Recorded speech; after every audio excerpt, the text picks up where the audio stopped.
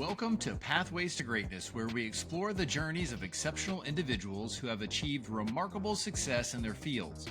Whether you're an aspiring athlete, a business leader, or simply someone striving to reach your full potential, this podcast is your guide to unlocking the greatness within you. Join us as we dive into inspiring stories, practical strategies, and the mindset shifts that can transform your path to greatness. Let's embark on this journey together. Unleash your potential with Concrete Consulting. Are you a student athlete striving for greatness? Do you want to enhance your mental performance and elevate your game? At Concrete, we specialize in mental performance and success coaching tailored for student athletes, parents, and coaches. Our expert coaches provide personalized strategies to boost confidence, improve focus, and achieve your goals both on and off the field. Don't just play the game, conquer it. Visit concreteconsulting.com and schedule your free consultation today. Take the first step towards success. Hey, and welcome back to Pathways to Greatness podcast. It's me, your host, Jeff Forrester. And today's show is a great one. I have Sonia Chand on, and she brings a different perspective than I've ever had on the show before. So she's an author, a psychotherapist, a podcast host, a runner, and her newest book that comes out February 21st is titled Dropped in a Maze. And Sonia's story is living on the spectrum of autism and going the most of her life without even knowing why she was different, and then battling being bullied, being treated differently, and just a lot of outside influences that was challenging her on a regular basis. And apart from that, she still had pressures within her family to perform. And she just wanted, like most of us, just please the people that love us the most and do the things that they're asking us to do, even if it goes against what we want to do and what we feel like our purpose is. And what you'll hear with Sonia's story is, just like in so many of the guests that I've had on, is that it's the challenges, it's the test, it's all of those things that she's had to overcome equips her to do what she's doing now, and that's to help others. So I know that you're going to enjoy this one like I did. And so without further ado, Sonia Chand. Okay, welcome back to the Pathways to Greatness podcast. I'm really excited today to have Sonia Chand on with me. And we were introduced through Dom, and he's an ultimate connector. And so anybody that comes from Dom, I just go ahead and say, let's do it, because I know he and I resonate well. And so here you are. Well, thank you very, very much for having me today, Jeff. Yeah, you're welcome. Well, before I get started and before I tell everybody who Sonia really is, I like to play a game, Would You Rather? You ready? Okay. All right. Would you rather go back 100 years or go forward 100 years? I'd rather go forward 100 years because I just want to see how technology and everything that's happening now with all this booming that's going on with like AI and everything else. I want to see how everybody's life is going to be impacted by then. I like it, like whether or not it turns into the Terminator world or not. Yes. Is there anything in particular that, you know, I know that you kind of gave the global general answer. Is there anything specific that you'd really like to see in 100 years? I would love to see cars that have the ability to fly. So that way, if you need to really get somewhere and there's some traffic jam, you have the ability to take off your car and just get to places and transport yourself globally around the world. Let's say you want to go to Paris for a week or to Athens for a week. You know, that ability, like you can just get there, put your stuff in your car and just go at super speed. Spend some time and come back quick. That's what I would love to see. Yeah, that'd be awesome, because, you know, we watch old TV shows and old movies where they thought where we would be in 2024, and we're not even anywhere close. So it would be interesting to see, like you said, with that advancement in technology of how rapidly it's going right now, do we make it to flying cars? Oh, that would be an amazing invention. And who knows, maybe in the next life we will get to experience that. So Who knows? Yeah, depends on how busy Elon Musk gets and what what he wants to create next. Okay, so the next one is, would you rather always know the right answer or always make the right decision? I'd rather make the right decision because I do believe that our decisions impact our life in some way, shape, or form. And I would rather, have decision, even if it may seem right at the time, but end up being wrong. I sometimes feel like, it's a good learning lesson. As versus also like even with the answers, right? What is the right answer? What is the wrong answer? That's also subjected to debate because who knows, right? I mean, certain things, yes, there is a right and wrong answer. Like what date did World War II start? September of 1939, September 1st, I believe 1939, right? When Germany invaded Poland. That, that's, a subset answer. When did India get its independence? August 15, 1947, right? That's a right answer.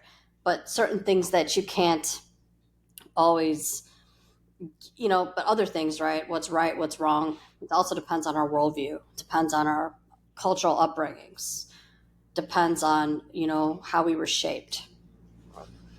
Yeah, and you gave me something to think about is when you said always make the right decision. I've just started changing I've always asked these questions, so you're the third person that I've asked this question to.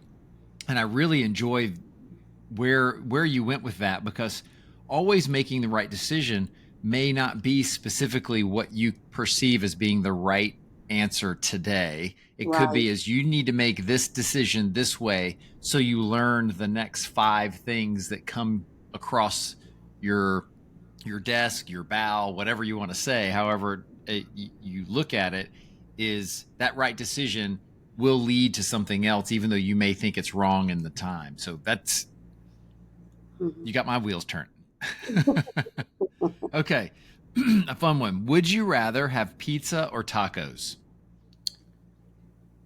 Oh, that's a tough one. I'm going to go with pizza.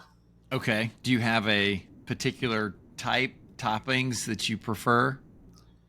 Um, I like the just a simple plain, or I love if I do end up every once in a while getting a pizza from one of those commercial delivery places, okay? I love to have olives, green peppers, onions, and I know this is very, very debatable, and a lot of people are going to hate me for saying this because I'm committing the biggest blasphemy according to one Italian American, okay? I like to have pineapple on my pizza. Yes, That's right. She did it. She said it, and that's I perfectly said it. okay. I like pineapple on pizza too. It's that it creates that contrast of you've got the hot and you've got the cool, but then you Yeah, have the sweet and the savory. So I like it. I think it's good. I agree. I agree. But typically, if I go to any pizza place, I usually just get like a caramelized onion pizza or a just regular cheese. Sure, sure. Okay, and then the last question is, if you came with a warning label, what would it say? Watch out. After hanging out with me, I will make you believe that you have superpowers. Mmm. I love that. That's awesome. So what's a way that you help people believe that they have a superpower? Well, I like to tell people that, the fact that they are themselves, right? They are who they are, is in and of itself a superpower. I heard at a conference, actually, Creative Con, which is coming up in February. This past February, I went to a conference and there was a speaker that was giving these simple, like, principles to live by, right? Or like tips and tricks to, get you motivated or get you going on whatever you're working on. And one of the things she said is nobody can be you, right? And she gave this example of how, like, yeah, people may go through things and share their stories, but the thing is, they're not you. And that is your superpower, is the fact that you are you. And so that is one thing I've really taken to heart, and something that I've really resonated with, because I think we live in a society where we're often, especially women, are often heavily encouraged to be like somebody else, right? Have a body like this woman, have looks like this woman, have that stereotypical, what is the American standard of beauty? And I feel like women, especially, like, I will say this, I mean, at least I feel like brown women, right? Like, they are taught to live up to a stereotypical beautiful white woman standard, right? And there's that delineation. And I know that this, in and of itself, I mean, this opens a whole can of worms, that leads to a separate conversation altogether. But I feel at least, that, we're so, as women, we're so objectified and taught, right, that you have to look a certain way to be considered beautiful. You have to have your hair a certain way. You have to be a certain weight and a body type. And, the list can go down the line here. And I feel like, the fact is, though, we're not all made the same way. And I really do believe, I'm a very spiritual person, and I do believe that our maker made us different for a reason. And we are made the way we were for a reason. And there's no explanation for that, except that your maker thought that this was you. Yeah, and that's a great perspective, and I appreciate it because if you can be you, then, and I really like how you said that, is you can be the superhero that you want to be. You can be the person that you were created to be, and comparison is just a dangerous game, and it's something that I struggle with from time to time. I'll feel like, okay, I am me. This is who I'm going to be, and nobody can alter that, and then all of a sudden, the people pleaser in me comes out, and I try to either be someone else or be someone I'm not, to make sure that the other people are comfortable with where they're at. And that's not always the right thing. And it's not always what they need either. They need me to be me so they can feel powerful and be in control as well.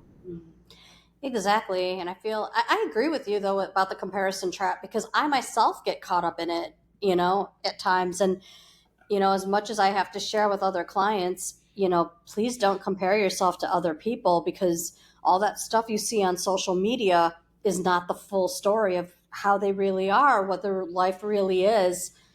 I've had to say this many times to clients, and if I had honestly $1 for every time I've said this, I probably could be able to retire comfortably by now. But that set aside, it's true. And I think, we have a lot of platforms, right, that are available to us, and if not used in a proper manner with proper intention, can lead us to that comparison game. For sure. And it's not just comparison of the good things. I had a gentleman on one of my first episodes who had a pretty bad tragedy, where he ended up couldn't walk and having to learn how to walk again, like completely paralyzed, and still to this day struggles with immense amount of pain and just difficulty in his life. And he said so often people would say, well, my issue is not anywhere near your issue. And so his big thing that he shared on the show was, he's like, you can't compare trauma either. Is Right. that one trauma is not worse than another, because that's your trauma you're dealing with. Exactly. And it's so true. I mean, suffering is suffering. I've read somewhere, whether you're drowning in, you know, 3 feet of water to 10 feet, something like that. It's like drowning is drowning no matter how deep the pool is. Right. Yeah. So, and I feel like suffering is suffering. And a lot of people, it depends. Like, people have put like a hierarchy on now who qualifies, to have their suffering be validated. Who qualifies for this, right? And if you haven't gone through X, Y, and Z, people a lot of times also will minimize somebody else's pain, and it's not fair on all levels, because they weren't there to experience what that person went through. They didn't wear the shoes of that person. They didn't experience how that person felt or what that person went through, what was going on at home, what was going on elsewhere in their life.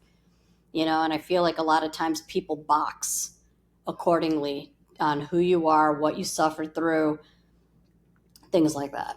Oh, for sure. And it's such a great setup. So, Sonia, hopefully we're going to merge our two networks together. So there's probably people that haven't heard of Pathways to Greatness, and then those who have listened, that this is just a reminder for them. As I started the podcast back in 2023 for conversations just like this one, because everybody has a different definition of greatness. And just as you have said so eloquently, everybody has different pathways. They've got the good, they've got the bad, and how they navigate that is really how well that they're equipped. And we're all novices at some point in navigating the pathway, and we're constantly learning how to navigate new obstacles and challenges that come up.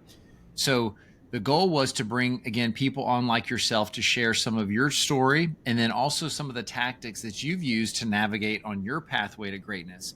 Because ultimately, I just don't want people to quit. I want them to have the tools necessary to continue to persevere, to be resilient, and to continue to move forward. So with all that being said, Sonia, what would you say your definition of greatness is? My definition of greatness is continuing to persevere and go after what you want and live your dreams despite resistance, despite people's insecurities that they pass on to you, despite limitations people try to put on you. You living your authentic self and being yourself and learning to embrace who you are and what your purpose is in this world. That to me is the definition of greatness. It's not about, all the glitz and glory that people in the society value, right? And I feel like people look up to, certain people in certain top echelon tier of society, and they think, okay, now this is the standard model of greatness because they're, billionaires, or they have all this influence and all this, lavishness. To me, greatness is somebody who is able to live their authentic dreams and go after what they want despite it all. Oh, for sure. It's a very well said definition for sure. And I like perseverance despite resistance, because when the resistance happens, that's that perseverance. And like you'd said earlier about trauma, trauma is trauma, and how you manage through that is up to you. And it's a skill. Resilience, I think, is a skill that just you have to develop over time. Of everybody's heart's different. I know that you're a runner, and I'm sure when you first started running, it's different than now. You still get tired, you still get sore, but it's a lot different, and you can go a lot further than when you first started. So that's a good snapshot for people to think about. So, Sonia, you're an author, a psychotherapist, a podcast host, a runner, like I just shared. So why don't you tell the audience a little bit more about who you are and what you do? So, my name is Sonia Chand. I am from Chicago, Illinois. I am an author to a book called Dropped in a Maze, which is going to be debuting February 21st, 2025. I've been working on this book since 2005, actually. But, throughout my journey, how life gets in the way, certain things got put on the wayside. But I finally, finished it up.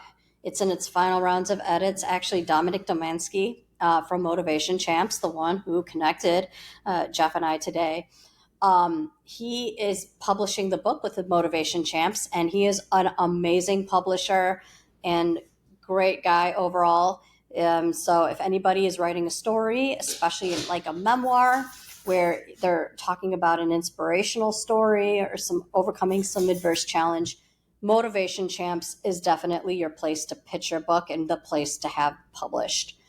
So the book, it's about Dropped in a Maze is about growing up on the autism spectrum. I was not diagnosed until I was 20, but the book describes some of the trials and tribulations that occurred from being undiagnosed to even what it was like after getting the diagnosis.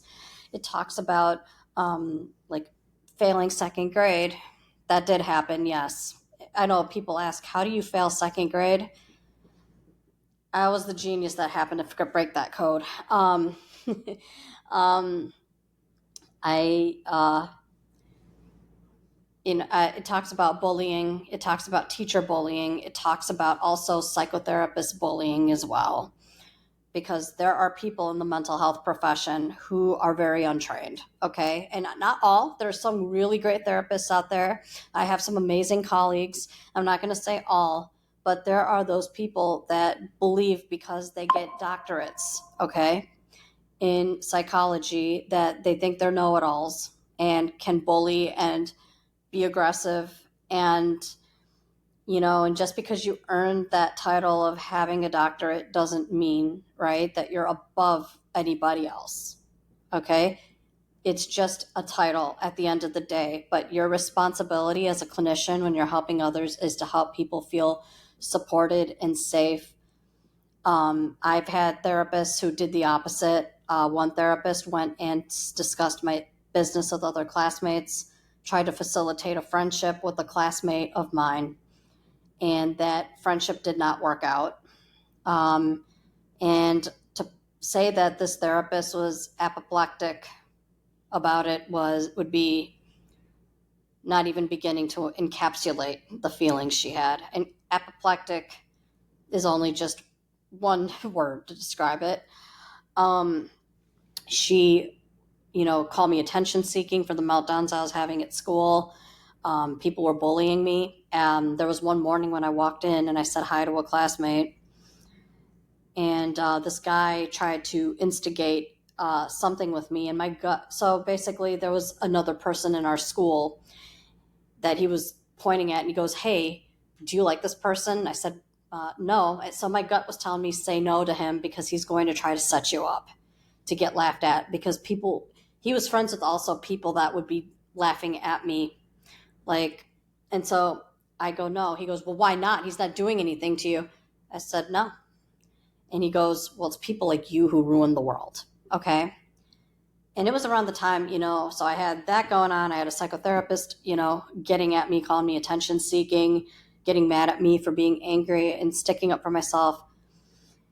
And I eventually stopped seeing that person because of how I was treated so badly, and she was laughing at me, pointing at me, just making jabs.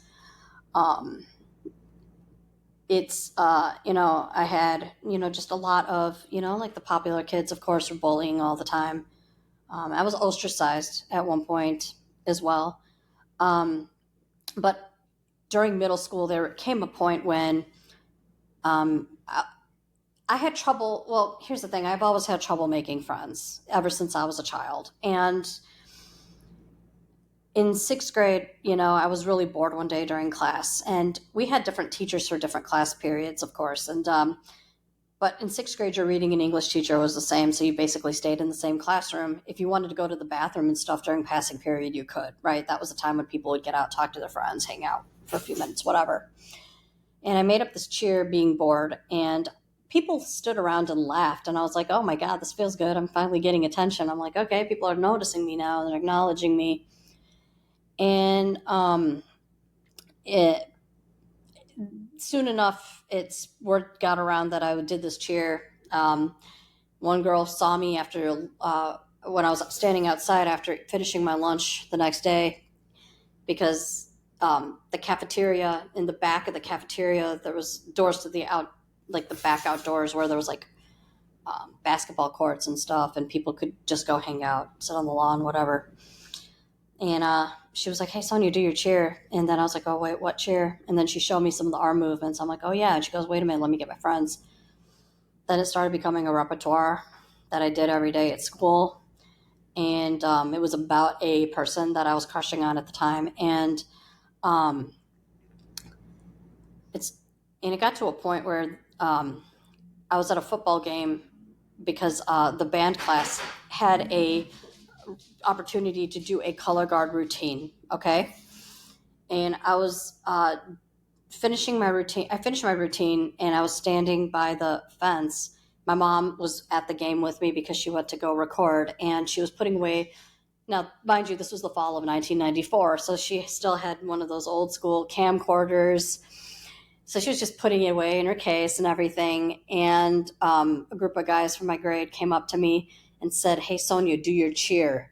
And another one said, "Do it now." And then in unison, they were like in a mantra going, "Do it, do it, do it." And my mom came over and told him to leave me alone, like in true fashion here. So they all scurried off. And she did call the school to report what happened, and the vice principal said, "Okay, I'm going to find out who these people are, but your daughter likes to do this kind of stuff for people." And my mom, of course, was not happy with that. And it got to a point where then teachers started to intervene, and then kids started leaving me alone, and I got depressed because I was like, my whole life up to this point, I was never really able to make friends. Like second grade, everybody used to get birthday invitations but me. I was like fifth grade, people kind of did not want me around them at all. Like I thought I had a best friend, but that best friend ended up falling out. And then I was told I was annoying back in fifth grade because the guy I was crushing on would talk to other people about me negatively, of course. And one girl goes, "Well, Sonia, you do get annoying," and so that was also a sucker punch in the gut. And then, and at that point, then I started talking about suicide a lot in sixth grade. The first time I spoke about suicide was when I was in fifth grade, ever, but it was in fifth grade during a field trip. The principal asked whether we wanted to go back to our cabins or take a walk around the camp area. And this has happened when it happened after the campfire skits, because we were all signed to do some campfire skits. And I went for a walk because, I figured, number one, it's something to do. And I also love nature and I love being out and I love I love movement. Even though I was never really athletic, I still love being active. Okay. And so I went for the walk. I was walking by myself because at that point, people have already kind of made it clear, like, get away from us. Okay. And I was walking by and I said out loud, "I hate myself." And right in front of me was the guy that I liked and his friends. And the guy turned around and he goes, "Hey, Sonia, do you want to kill yourself?" I said, "Yeah." And then the next thing I knew, I was screaming, "I want to kill myself because that's how much I hate myself." Okay. And the same girl who told me I was annoying, goes, "Oh, Sonia, can you just stop it?" And screamed out loud for everyone. And I remember at that point, I looked up at the sky. I saw a full moon. I saw stars. I saw really a beautiful sky. And I was like, I could live up there. And that was just my frame of reference as to what it would be like if I was not here anymore. And just the same images started coming back a lot in sixth grade when I was like failing to be understood. I had a math teacher that was bullying me every day. And it was just like, it was just always constant. It was just constant being fed to the wolves all the time. Gym class was also another place where it was a bullying frenzy. So it was just always being fed, and I was just sick of it. And so the school it got to a point where I started ending up telling people about fake attempts. And the school had me take a 2-week leave of absence to get psychiatrically evaluated. I was not allowed to go back to school until I got cleared to say I was okay, basically, that I was better. It ended up taking 2 weeks. And then afterwards, the school wanted to kick me out and send me to a school for troubled children. And my parents, they had 2 meetings. The first meeting, my dad begged them for 1 more week. The school reluctantly agreed to my dad's just persistence of just 1 more week. And then sure enough, 1 more week went by. They had another meeting. The psychiatrist at the time had to advocate on my behalf, but staying at that school meant basically I had to be treated like a prisoner then for the rest of the year of sixth grade and even some of seventh grade, in that I had to be escorted from class to class. I was not allowed to eat in the cafeteria. I had to be escorted out of class 5 minutes before the bell rang, and then after the bell rang, be escorted to class. I had to wait in the resource room. I had to eat lunch in the resource room. It was And all this is before you're even out of middle school, correct? So it was it's all through the before I was seventh grade. So, like during this time, like how were you managing a lot of the stress that was occurring and the feeling misunderstood, the question? Because I know that I feel like everybody's had some level of this type of a challenge of being bullied, being pushed around, even if you're in the quote unquote popular crowd, you have that. And, you telling your story brings up a lot of my middle school years and high school years. I was an overweight kid, and people don't think that teachers can be bullies and adults can be bullies, but they're just grown-up kids that haven't separated from that pack mentality, which is dangerous. So how did you manage through that? Because I know that can help people even if they're currently going through a situation like this now as an adult. See, back then I didn't have the tools. I'd be going with the psychiatrist once a week, but I was never really given any skills. I was never, all I kept hearing about is how the school wanted to kick me out. And it was like that psychiatrist treated me like I was the bad niece or the bad daughter. And I think it's because he was from the same cultural background as my parents, and that they were from India and I'm a first generation here, but I don't think he was able to separate, right? Like the professionalism versus the cultural piece. I don't think he was fully able to separate it because he kept treating me like I was the bad kid instead of giving me the tools I needed. Because all I Sure. kept hearing about is, don't you know that the school wanted to kick you out that day? Don't you know? And it was like almost like it was my fault, you know? And when I look back at it, I feel like, you know what? I don't think, just because people once again have a profession, sometimes, especially in the older generations, they don't know necessarily how to separate. Same thing with that therapist I talked about earlier. She was also an Indian woman, but I don't think, once again, she knew how to separate, right? Do you think separate and also customize their approach? Because every patient is so different, like you shared. Do you Yes. feel as if they just approached it of, well, this is how I'm supposed to handle every patient that walks through my door? Well, and I also think too, because we were Indian, I think there was a special different way they looked at us versus if I was non-Indian, the treatment would have, I think, been different for sure, in Okay. my opinion. And they also know my parents would not protest, right? They also know that my parents would not get upset.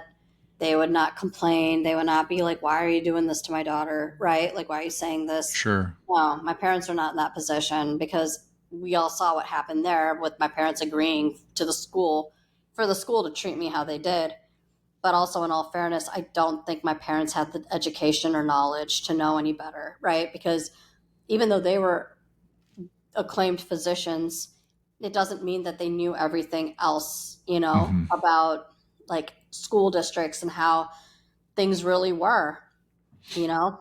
I was never allowed to really speak bad about my teachers because my mom would be like, don't say that about your teacher, right? Like, because when they were growing up, teachers were like God, right? Hmm. So, and the way that they valued education was different. And Right. they didn't understand. And I think to them, right, if you were getting in trouble by a teacher, the default is that's your problem. It's the student's fault. It's never the teacher, right? And, knowing what we know now, we can see, what? Teachers also can be a problem themselves too. Yep. So you managed to get through middle school, and like you said, I was you get through high school all while being undiagnosed on the spectrum, and then you get into your 20s, and you now find out, and you have a label or a diagnosis. So how did that handle? Because my guess is, well, before I answer my own question, how did you handle, that finally having a diagnosis of understanding some of the reasons why things may have been happening the way they were? I didn't know what was going on. I mean, everyone just kept saying, oh, you're just depressed or anxious. That's all they used to say is depression, depression, depression. But truth of the matter is, when I did a ton of research on what depression was, so much to a point, I could have probably taught a college level course on it. Okay. And there were certain things that depression didn't answer, right? It didn't answer why was making friendships always difficult. Why was it that I was never able to fit in? Why was I always bullied and scapegoated, right? There were certain things that alone didn't answer. I knew there was more to the story, but I didn't know where to place my finger on it, because the school system, like in elementary school, they treated me as like a learning disabled kid and a person with ADHD. And then when I got into sixth grade, they changed that label to emotional handicap. Okay. I did not know. And it was not until actually my fourth grade teacher, who had become a tutor for me starting in fifth grade all the way to eighth grade, she had called my mom because she remained close to our family. That family became like family friends. She called my mom one day and she was like, I know a way Sonia can be helped. And my mom said, how? And then she told of this guy who was on the autism spectrum. He was diagnosed with autism. And she was called to be part of the case meeting for this person because he needed a lot of different kinds of support needs. But he said, but she told me, she's like, some of his characteristics really reminds me of Sonia and what she struggled with now when I look back. Because like some of the issues he was having with peers, for example, and some of the supports he needed were things I probably needed back then. And so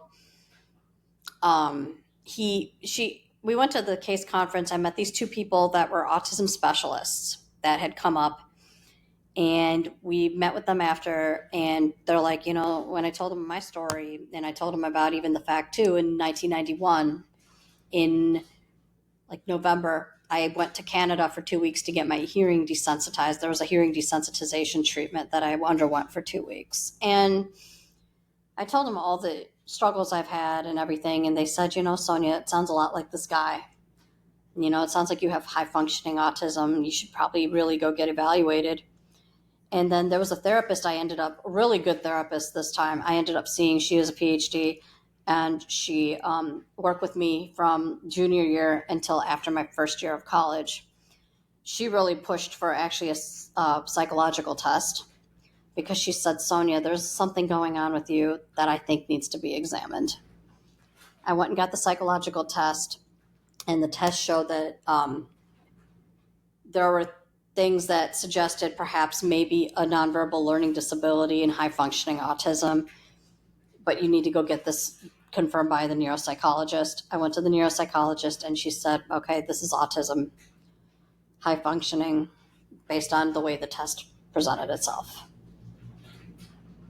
So help the audience and myself really understand and I guess digest what it means to be a high functioning autistic or have a high functioning autism. Well, for one thing, I process information differently. I'm also very sensitive to sounds. Certain sounds, sudden loud noises don't go well with me. Case in point, last year when I was at the office, it was like the day after Christmas, I was talking to a client. I got a loud knock on the door on the front, and the person came in. He goes, hello, fire alarms are getting tested. And I remember I just covered my ears. I was like this, and I was rocking. And thankfully, the person was understanding. And, and we did hear it go off, of course. It was not pleasant. But, I mean, I can't do those kinds of sounds. I don't make friends very easy. I keep a very small group of friends, very small. And, people think, and here's the thing, people have preconceived notions when you're on the autism spectrum. Like they think you're dumb in the sense of social ability. They think you're easily manipulated, you're weak, things like that. This is often what I hear attached. But truth of the matter is I pick up on energy and I know what's going on, and I will distance myself, right? Because I can actually feel energy. I am empathic, common to the misconception, contrary to the misconception, there's a misconception that people with autism don't know any empathy, right?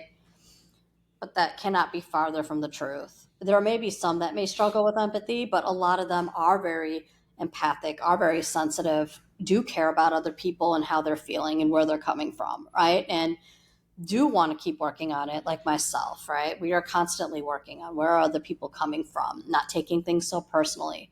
Because growing up, when you're often told time and again that your thinking is wrong, you're wrong, right? Like, I know in my family, I was always told, you're wrong, Sonia, you're wrong. Your way of thinking is wrong, or you're not good enough, or you're not fit enough for this, or not, And I know that I think it was their way of thinking they were being, quote, protective, unquote, and I've had, I used to even have cousins make fun of me and call me dumb, and the thing is, I mean, I know they used to say it's joking, and I used to get in trouble a lot, like yelled at by my brother or my cousins or whatever for being too sensitive. But truth of the matter is, I was sensitive and defensive about that for a reason, right? Because it hurts when, you get this from your own family. Right. And when you said that, I was thinking of how it must feel is that school's not a safe place. Your teachers aren't a safe place. No. All the people that surrounded you, that you needed support from, and then you go home and then you get that as well. That is basically just everything just had to feel like it was just collapsing, and like, what do I do? Where do I go? Now, how did it help when you were diagnosed? How did it help those around you understand you a little bit better?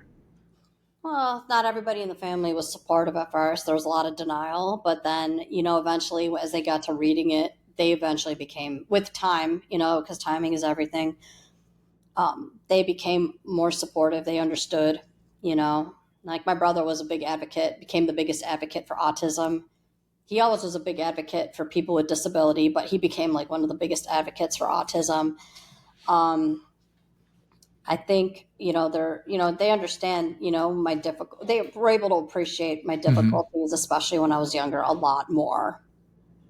Right. And so how has it helped you, now as you're not your own psychotherapist, but you're also a psychotherapist. You've written a book, you have a podcast. So you have all these things that like what you would consider the quote unquote normal person won't even aspire to do because they're scary and difficult and challenging. So how have you been able to, now that you have this diagnosis and you're moving into adulthood, how have you used that to help propel you into, doing some of the great things that you're doing? Well, I've always wanted to help others, and I've always wanted, to get my voice out there. I've always wanted my story to be out there.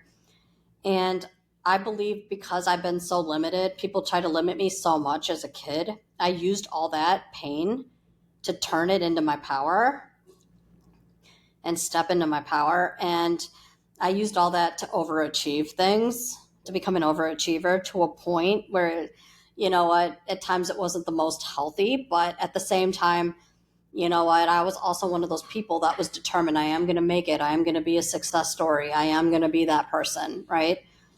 Because everybody else kind of gave up, right? So, I did a career change. So at first I did go to law school and I hated every minute of it. And I did go there because, well, first and foremost, family pressure, right? That I had to do. It was something I felt I had to do. But then also there was that wrong notion I had, a very twisted and sick notion that once I have a law degree, I'd finally get acceptance from society. I'd finally get, the relationships I've wanted. I'd finally get what I've always craved, right? Which is acceptance, which is, feeling like you're welcome somewhere. And life doesn't work that way. And I changed careers and I went to, I went back to school for mental health counseling.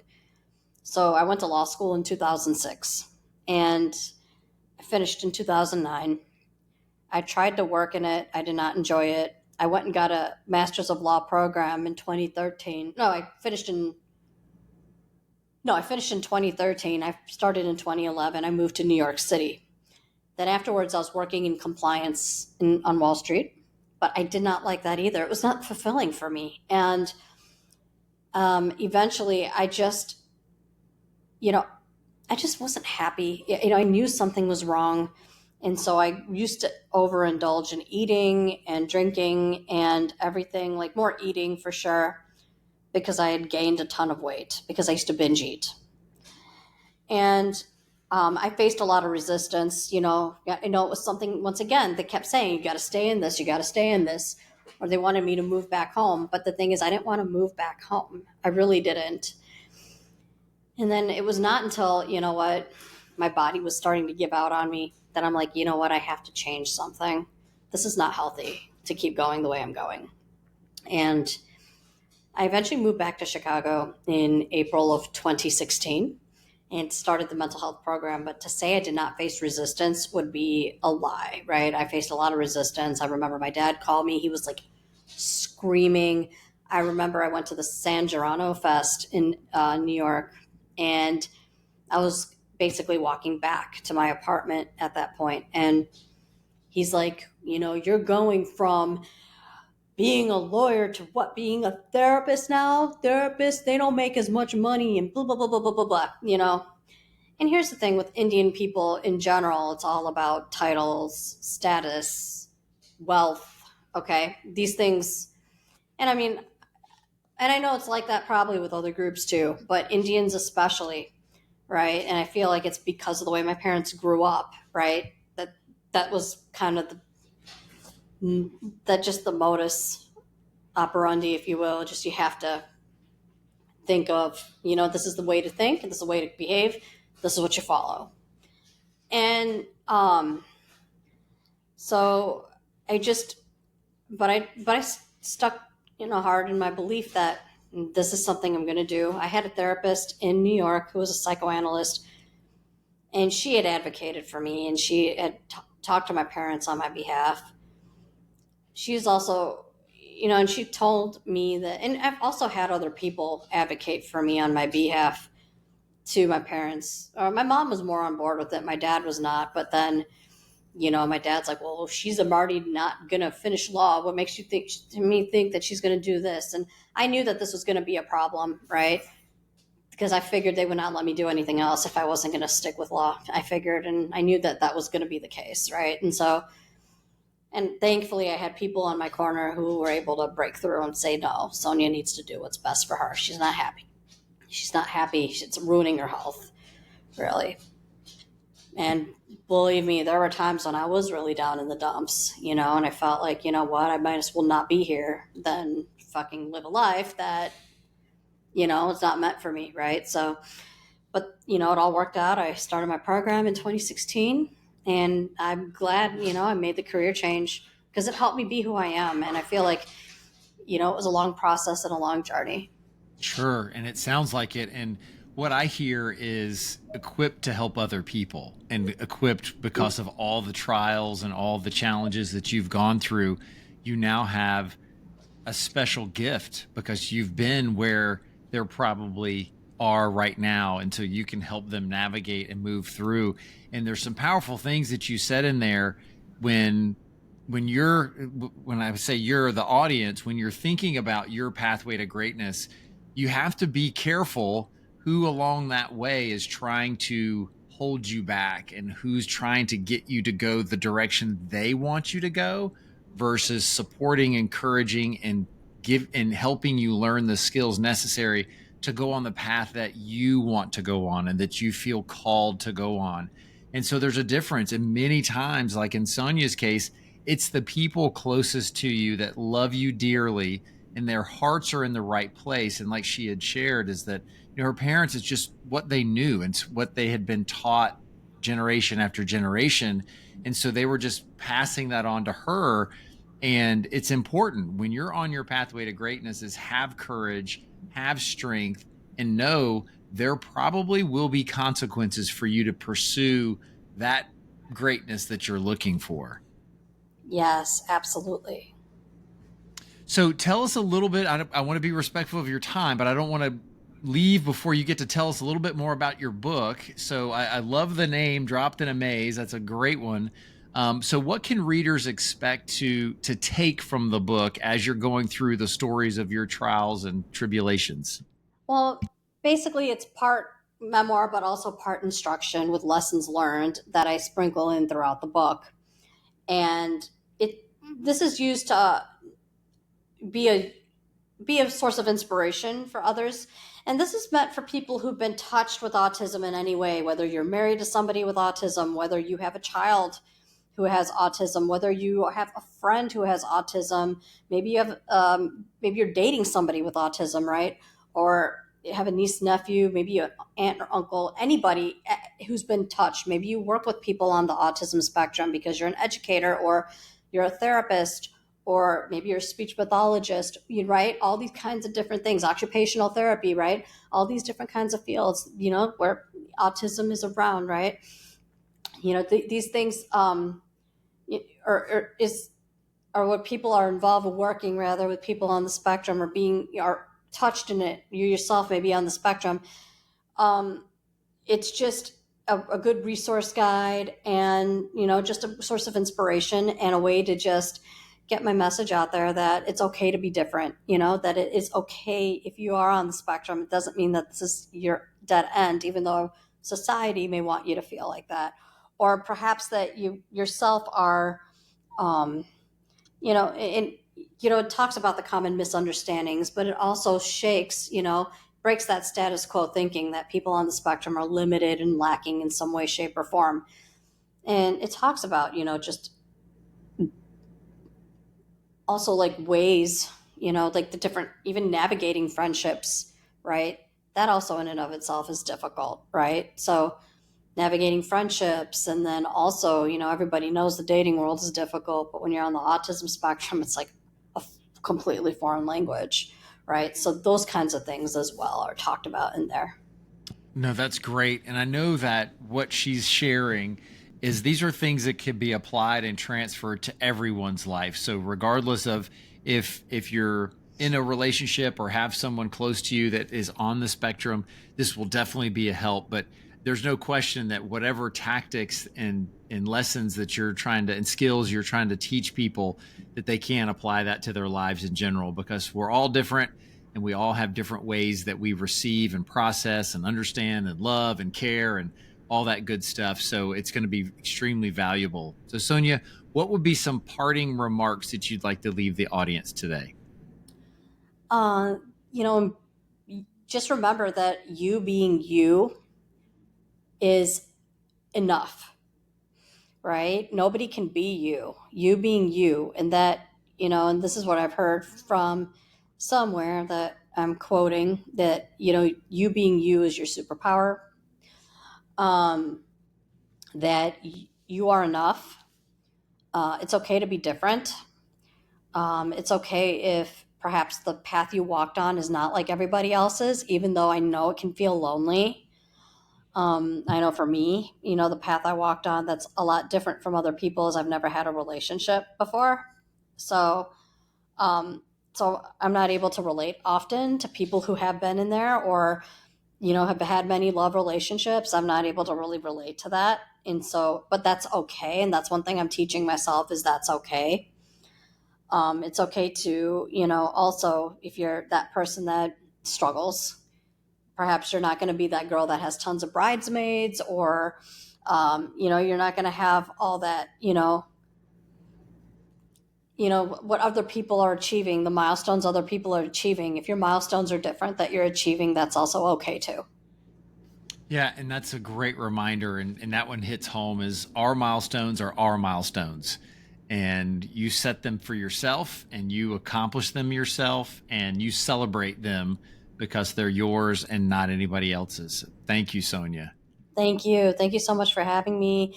I also have a podcast too. It's called On the Spectrum with Sonia. I just wrapped up season 1 of it, and I will be back for season 2 after the new year. That'll begin. And I talk about autism spectrum, mental health, and anybody who's overcome any challenge and has a story to share that provides inspiration, connection, hope, and love, especially in a world that tries to disconnect us.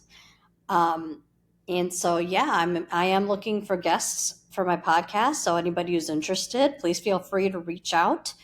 I am on Instagram, Chand_Sonia, CHAND_SONIA. I'm also on Facebook, Sonia Krishna Chand, KRISHNA, spelling. And also I'm on TikTok at Sonia Krishna Chand. I also am LinkedIn as well. So you can find me. And I am, definitely open to answer any questions, or if you guys would like to be on my podcast, please reach out. That's great. Thank you, Sonia. And everybody, so what you'll be able to do is I'll get all of those links from her. I'll put them in the show notes so you don't have to try to scramble and write it down. You can just open up the show notes and you should have everything there. Sonia, thank you for today. Hang on one second when we're done. I appreciate you sharing your story. I appreciate you fulfilling a lifelong legacy that's going to continue forever, and that's having a book. Like you, I wrote a book, and it's one of those things I think everybody should. It's therapeutic. It's beneficial to the people that are generations behind us, or in front of us, I guess, generations in front of us. So I encourage everybody to do it. And if you need a publisher, Motivation of Champs is the guy to go to. So it's a wonderful opportunity. But Sonia, thank you. Hang tight. And ladies and gentlemen, Sonia Chand. Thank you very much.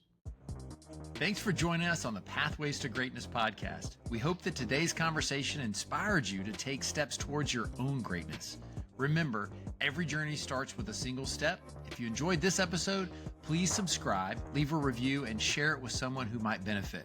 Actually, share it with 3 people that you might think it might benefit. Until next time, keep pursuing your passions and carving your own path to greatness. Take care.